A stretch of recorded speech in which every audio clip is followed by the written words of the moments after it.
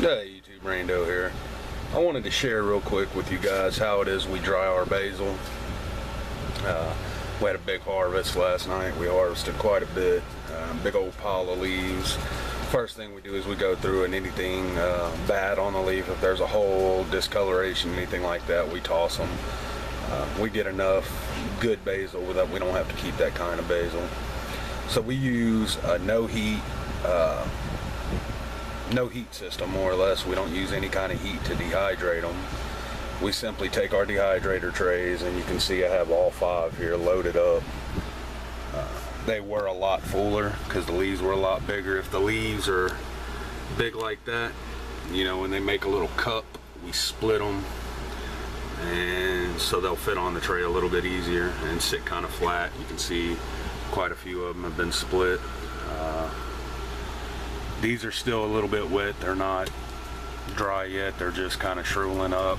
So what we'll do is, like, if they fold up like that, we'll go ahead and lay them back out flat. We rotate these trays about once every 5-6 hours or so. Just whenever I think about it, what I'll do is I'll take this bottom tray and put it up top. You could also use like nylon screen for like screen doors and stuff like that. A lot of people make their own screens to put them on, and you can do a lot more like that if you stack them. You just got to keep the airflow in there, and that's kind of why we use the dehydrator trays, is to just keep air flowing through there. And then this right here was just a bunch extra that wouldn't fit, and we keep this on top like so. And this will be nice dry basil. On 2 or 3 days it'll be ready to go, and we didn't have to use any heat to dehydrate it. I'm not going to turn my dehydrator on just to make some basil. We try to do things around here the cheapest way possible, and this is the best way we found to do it, because these leaves will just kind of crumble up. And by the way, if they're drying and they get really dark, like almost a black color, the smaller leaves will do it no matter what. But like this one right here, you can start to see the damage on it that we didn't see before.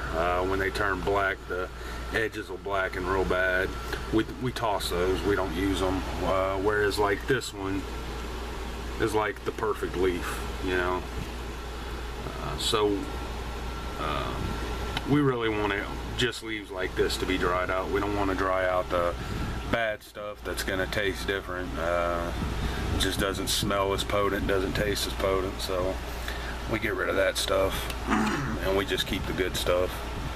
And you can see we have enough basil plants so we don't have to worry about waste, you know what I mean? We don't have to worry about wasting 1 or 2 leaves that have spots on them.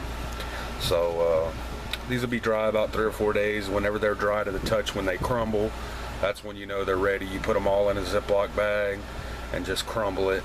You can put them in a coffee grinder or something like that if you want and grind them up, but I just find putting them in a Ziploc bag and just crushing them with my fingertips works just perfect. So that's how we dry our basil, and that's how we make our basil flakes. It's going to be it for this one. Thanks for watching, YouTube.